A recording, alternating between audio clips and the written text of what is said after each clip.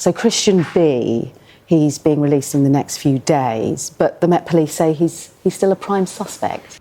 I got nightmares in my head, I fear. Thoughts build up until I can't feel. My mind fills up into a creature, and it haunts me somewhere much deeper. I got nightmares in my head, I fear. How would you describe Christian Bruckner? A dangerous man. I know what I saw, and I know he is a dangerous man. And then he said to me, yeah, she was not screaming. Who did you see? Christian Bruckner. Yeah. I don't believe him. For days, teams of German and Portuguese authorities using ground-penetrating radar, telling ABC News they're focusing on multiple sites around a home where a man German investigators are calling a suspect used to stay. The search taking on a new urgency as that suspect, Christian Bruckner, could be released from jail in the fall. Her disappearance remains one of the most haunting mysteries in modern times. From the Algarve resort where she vanished, to police investigations across Europe. The search for answers has spanned continents. The prime suspect in the Madeleine McCann case is being released from prison on Wednesday. That's either tomorrow or the day after, depending when you're watching this. This entirely predictable outcome has made a laughingstock of the British mainstream media as well as the Australian media, who, for at least the past 3 years, have breathlessly covered the Bruckner saga as if an arrest and charges were imminent. For the first time, German investigators say they found emails linking the prime suspect, Christian Bruckner, to Madeleine McCann. Now, Madeleine McCann, it is a major search. It's been billed as the sort of now or never search for either clothing or clues about her disappearance. This huge search has started in Portugal. Now or never, I guess it's going to be never. When the last search commenced in early June, almost 4 months ago, on day one of the search, I sarcastically predicted, "Seek and ye shall not find," and I posted this video. Do you remember how the narrative evolved? The media went nuts, zooming in and flying over the search sites. It was all over the British media. This was about to be the biggest breaking news story of the decade. Even the American media were there, the Australian media. But then one day seemed to pass with no breakthrough, then another. And then the team seemed to pack up and go home with their tails between their legs. Initially, the media seemed to accept that the search had been unsuccessful. But then they decided it was successful after all, because then the media said, hold on, we saw the crew celebrating. They were drinking beer to celebrate the success of their search. The media went on to speculate with giddy optimism about bone fragments, and that as soon as these were DNA tested, the case would be solved. So, was there concrete evidence out there after all? Well, no, obviously not. It was just bluster. Have a look at this excerpt from an article from the Portuguese resident. Within the text, the concrete evidence is explained as little more than that, German police being convinced of Bruckner's guilt. Is that evidence?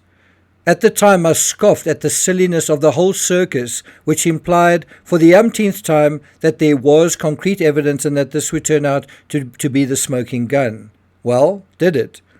Because then days passed, then a week went by, 2 weeks, 4 weeks, 1 month, 2 months, 3 months, months and months without any breakthrough, no news conference announcing the promised evidence.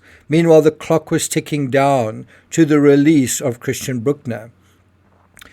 There was no news conference announcing the promised arrest. There was no news conference announcing the promised charges. And so here we are at D-Day. After all that brouhaha, not just the search in June, but the search before that, 2 years ago, remember that, at the reservoir. And then not just all the fanciful media documentaries, all absolute bullshit, but the coverage of one of the silliest trials last year I've ever seen. And that dragged on for most of 2024. The prime suspect charged in all sorts of other offences, and at the end of it, in October 2024, he was acquitted on all of those offences.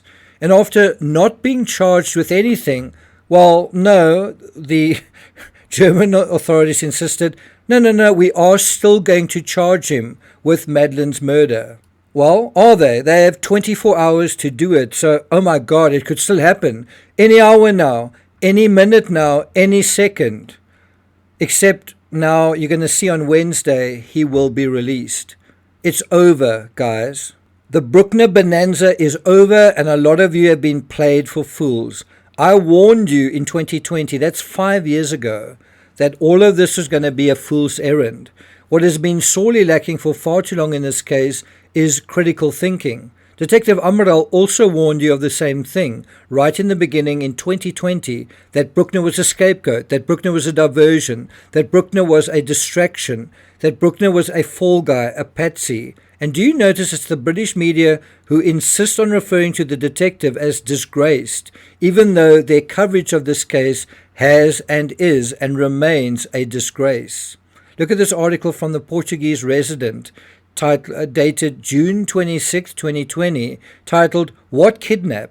Maddie Detective Gives Interview as Mainstream Warns Investigation Could Be Dropped If Missing Evidence Isn't Found." How can Amaral be disgraced if the European Court of Human Rights defended his position vis-a-vis the McCanns in a ruling in September 2022? You never hear about that. It's the McCann version of the not spoken about grand jury indictments in the Ramsey case. Amaral's vindication in the highest court is the McCann version of the forever unacknowledged grand jury indictments in the Ramsey case. You just don't talk about that aspect, and then your narrative can sort of do its thing. Look at this headline. It's not Detective Amaral wins in European court. Instead, it's Madeleine McCann's parents lose court challenge over detective's book. Kudos to those of you, many followers of this channel and readers of my books, that didn't fall for the abduction nonsense. It's the McCann version of the intruder theory in the Ramsey case. Do you see that? This is all the very same echoes of Gary Oliver in the John Benet Ramsey case. And once again with Bruckner, you had the media, you had commentators and content creators completely and utterly clueless. And at the end of the day, after 3 years of baseless hysteria, there's no arrest, no charges. Why? Because there is no evidence, right? There's no evidence linking him. There's no evidence of an abduction. There isn't even probable cause linking Bruckner to this. The same is true, no probable cause of an intruder or an abductor in both the McCann and the Ramsey cases. But it gets even shakier in the McCann case. The prime suspect, get this, you are not going to believe this. The prime suspect that's been touted for 3 long years has never been questioned, right? There's been 3 long years of bumper-to-bumper coverage of our prime suspect, but he's never even been questioned by the cops. Not the British cops, but they want to question him now. Not even by the Portuguese. Did you know that all that happened after the incident was that the Portuguese went to his house in the Algarve, knocked on his door, no one was there, so they left, and that was it. So he was ultimately never questioned. What I do think is interesting is that Bruckner continued to live in Portugal for 10 long years after Madeleine disappeared.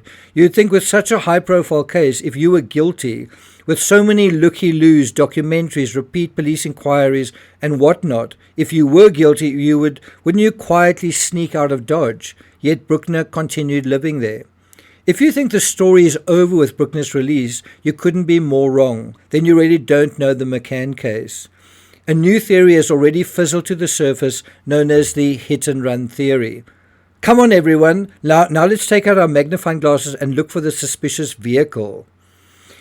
Okay, I'm not going to take it further than that. I just wanted to let my subscribers know that going forward on YouTube, this is only in terms of my Charlie Kirk coverage. I'll be posting my analysis to members only first and then releasing it to ordinary subscribers about 48 hours later. So if you want the scoop, sign up to members only. If you don't want me to do that, you're welcome to hit the thanks button, and if I raise enough, that will definitely factor into what I do. Also, for those of you who want the content to remain free and not behind a paywall, I'm just seeing lots of people unsubscribing. It's like double figures when I do that coverage. I would like to keep covering it. I think it's important. I think what I have to say about it is meaningful, and necessary. So if you want to watch it, if it's something you care about and you're not subscribed, please do subscribe. That might also factor into how we go about this. Failing that, it's going to be members only. Anyway, thanks for your attention in this matter. Thank you for listening, and I'll see you guys next time.